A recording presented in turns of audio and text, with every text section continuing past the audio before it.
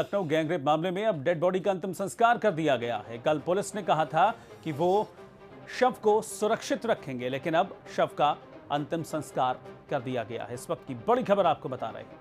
12 घंटे में ही पुलिस का बयान भी बदल गया और पुलिस ने जो कहा था वो भी बिल्कुल पलट गया। कल पुलिस ने कहा था कि डेड बॉडी को सुरक्षित रखा जाएगा, जो मृतक है उसके शव को सुरक्षित रखेगी यूपी पुलिस, लेकिन अब उसका अंतिम संस्कार कर दिया गया है। बड़ी बेरहमी से कत्ल किया गया था इस लड़की का रेप करने के बाद।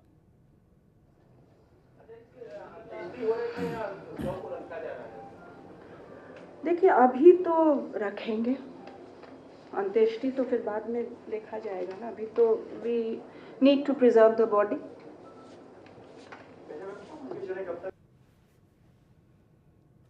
तो यूपी पुलिस की एक महिला अफसर एडीजी को आप सुन रहे थे, जिन्होंने कहा था कि we need to preserve the body, यानी कि अभी बॉडी को प्रिजर्व रखने की जरूरत है और अभी इसको रखेंगे, अंत्येष्टि बाद में देखी जाएगी। लेकिन उसके बाद 12 घंटों के अंदर ही चीजें इतनी तेजी से बदली कि आज शव का अंतिम संस्कार कर दिया गया है। तमाम सवाल इस वक्त खड़े हो रहे हैं कि क्या हो गया अचानक से 12 घंटे में, क्यों जो यूपी पुलिस है वो अपने ही कहे से पलट गए। सुधींद्र भदौरिया जुड़ गए हैं, हम उनके पास चलेंगे। भदौरिया जी, अब ये मुलायम सिंह यादव का स्टेटमेंट आया है, वो ये कह रहे हैं कि 21 करोड़ की आबादी है, इस तरह के अपराध तो होते ही हैं, ये गिनती में नहीं है, बहुत कम है ये जो अपराध हैं यूपी में जो हो रहे हैं। वो गंभीरता कम करने की कोशिश कर रहे हैं इस मामले की, क्या लगता है इस बयान से? देखिए, उनका बयान बहुत ही शर्मनाक और कठोर से कठोर शब्दों में कहा जाए निंदनीय है। मैं ये कहना चाहता हूं कि एक केस हो या कई केस हो, इस तरह के बयान देकर इस मानसिकता को बढ़ावा मिलता है जो महिलाओं पर इस तरह का अत्याचार कर रहे हैं। इससे बड़ा जघन्य अपराध इस पृथ्वी पर कोई और हो नहीं सकता है। मैं दूसरी चीज ये कहना चाहता हूं, उनकी ये पहली बार इस तरह की बयानबाजी नहीं है। वो हमेशा, और उनके पुत्र श्री अखिलेश यादव, दोनों ही लोग इस तरह के हल्केपन के बयान दे रहे हैं। ये सरकार संपूर्ण रूप से महिलाओं की सुरक्षा में असफल है, और केवल महिलाओं की सुरक्षा में नहीं, वो पूरे जनसाधारण की, विशेषकर दलितों की जन सुरक्षाओं में असफल है। मैं ये कहना चाहता हूं, इसको नैतिक तौर पर अब एक भी क्षण बने रहने का अधिकार नहीं है। इसको या तो स्वतः त्याग पत्र दे देना चाहिए, नहीं तो इसको केंद्र की सरकार को, राष्ट्रपति, महामहिम राष्ट्रपति महोदय को गवर्नर की रिपोर्ट मंगाकर बर्खास्त कर देना चाहिए। बिल्कुल, बहुत शुक्रिया आपका सुधींद्र भदौरिया जी हमारे साथ जुड़ने के लिए। और इस वक्त UP state head Yogesh Mishra ji भी हमारे साथ जुड़ गए हैं, हम सीधा उन्हीं के पास चलेंगे। योगेश जी, इस तरह की बयानबाजी का क्या मतलब है इस वक्त, जब इतना बड़ा ये मामला है, सामने है, प्रदेश की राजधानी में ये मामला है, कितनी बेरहमी से कत्ल किया गया है, बड़ी शर्मनाक वारदात है, और उस समय मुलायम सिंह यादव आंकड़े गिना रहे हैं। देखिए, बिल्कुल सच है कि इस तरह के बयानों से ये साफ होता है कि सरकार उतनी संवेदनशील ऐसे मसलों पर, ऐसे मुद्दों पर, महिलाओं के मुद्दों पर, महिलाओं के सवाल पर नहीं है जितना कि उसे होना चाहिए।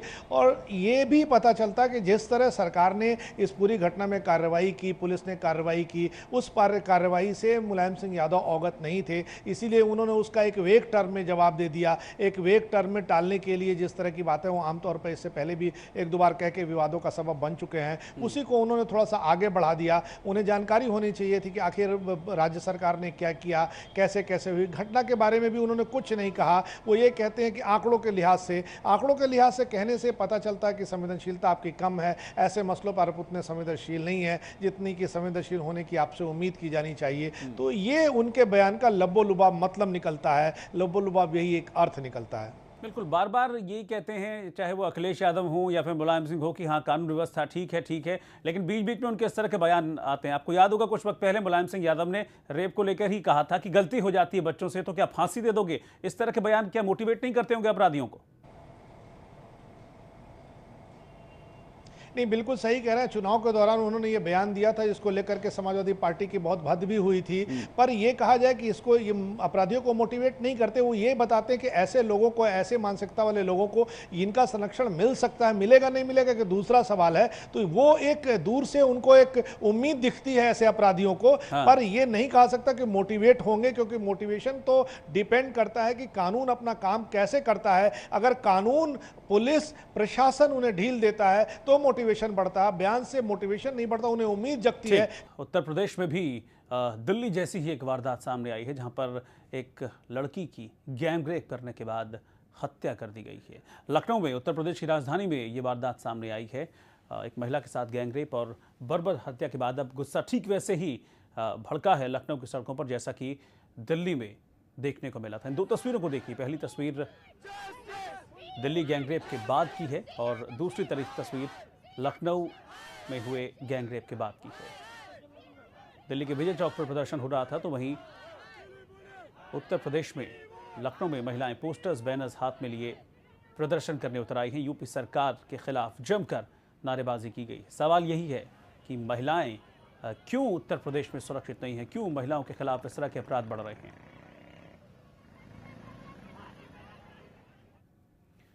और ऊपर से लगातार जो नेता हैं सत्ताधारी पार्टी के, उनके बड़े गैर जिम्मेदाराना बयान सामने आ रहे हैं। पहले गैंगरेप पर फांसी के कानून को लेकर मुलायम सिंह यादव ने बयान दिया था। उन्होंने कहा था कि बच्चे हैं, उनसे गलतियां हो जाती हैं। आइए सुनाते हैं आपको क्या कहा था मुलायम सिंह ने चुनाव प्रचार के दौरान।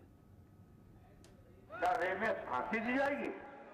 3 लड़के हैं, गलती हो जाती है तो 3 को भी फांसी दे दी बम्बई में। अब सोचिए आप, ऐसे कानूनों को बदलने की कोशिश की जाएगी तो उपयोग करने वालों को सजा देंगे और झूठ रिपोर्ट करने वालों को भी सजा का प्रावधान किया जाए। इस तरह की घटनाओं पर रोक लगाने के लिए अब पुलिस सरकार कई कदम उठाए।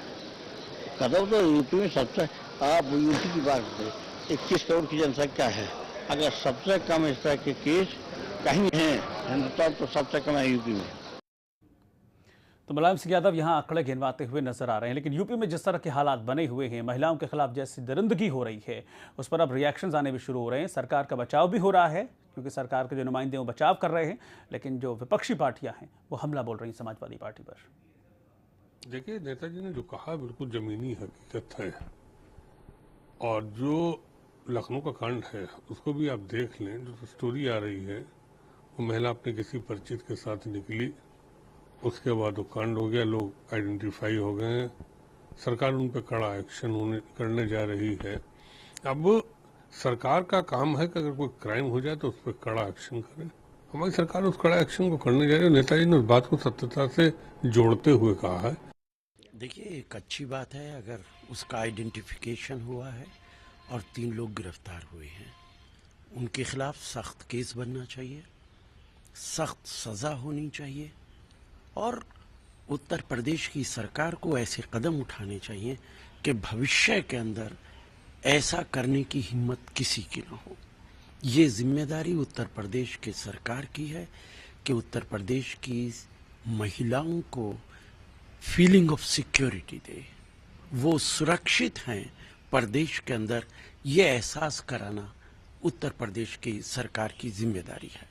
सीएम अपने लिए बड़ी बड़ी गाड़ियां खरीद रहे हैं और स्टेट कमीशन को फंड्स तक नहीं दे रहे हैं। इसके साथ ही जो पुलिस है वहां की यूपी की, वो महिलाओं के प्रति उदासीन हो चुकी है और ये साफ दिखता है। जो ये नया रेप कल आज आया है सामने मोहनलालगंज में, जो लखनऊ के पास है, वहां पे महिला का रेप करके उसको जिस तरह से स्कूल के बाहर फेंका गया, इससे साफ पता चलता है कि वो महिला कहीं से किडनैप की गई होगी। और यूपी में अगर कोई महिला किडनैप की जाती है, उसकी एफआईआर पुलिस लिखने को तैयार नहीं होती। अगर पुलिस टाइमली महिलाओं की किडनैपिंग की कंप्लेन लिखे तो इस तरह से जो घटनाएं हो रही हैं इसको शायद यूपी पुलिस रोक सके। तो जिस तरह के हालात उत्तर प्रदेश में बने हुए हैं, उन हालातों की वजह से और अपने इस तरह के बयानों की वजह से मुलायम सिंह यादव और समाजवादी पार्टी की सरकार इस वक्त निशाने पर है। हमारे साथ योगेश मिश्रा भी बने हुए हैं, हमारे यूपी स्टेट हेड, उनके पास चलेंगे। योगेश जी, कोई डेवलपमेंट है अभी तक इस मामले में? देखिए, अभी तक कोई डेवलपमेंट नहीं है और पुलिस ने जो पूरी अब तक कार्रवाई की है उसमें डेवलपमेंट के लिहाज से कुछ ऐसा नहीं किया है जो उल्लेखनीय हो। पुलिस ने सिर्फ जनाक्रोश को शांत करने की दिशा में पहल की है और यही वजह है कि पुलिस बयान कुछ और देती रही है और उसने कार्रवाई कुछ और की। जैसे सुतापा सान्याल ने कल कहा कि भी बॉडी प्रिजर्व की जाएगी और उसका क्रिमिनेशन हो गया। सवाल ये उठता है कि उनको ये कहने की जरूरत नहीं थी, उन्हें साफ साफ कहना चाहिए था कि पोस्टमार्टम रिपोर्ट के बाद इसका क्रिमिनेशन होगा। तो इससे पता चलता है कि पुलिस सिर्फ जनाक्रोश को शांत करने की दिशा में भी कार्रवाई कर रही है। अभी वो अपराधियों तक नहीं पहुंच रही है और जो 5 लोग डिटेन किए गए हैं, हिरासत में लिए गए हैं, जिनसे पूछताछ की जा रही है, उसके बारे में भी कुछ नहीं पता है। दूसरा कि पुलिस प्रशासन की संवेदनहीनता शुरू से इसमें दिख रही है। मॉर्निंग में केस हुआ और शाम को 6 बजे, एक दिन पहले रात को हुआ था, शाम को 6 बजे पुलिस प्रशासन वहां पहुंचता है। वो स्त्री निर्वस्त्र थी, उसको वस्त्र देने में पुलिस प्रशासन को, जिला प्रशासन को 1 घंटे का समय लग गया था। तो बिल्कुल, वाकई में इस तरह की जो संवेदनहीनता है, यही वजह है कि जो आक्रोश है वो अब उत्तर प्रदेश की सड़कों पर नजर आ रहा है। बहुत बहुत शुक्रिया आपका हमारे साथ जुड़ने के लिए।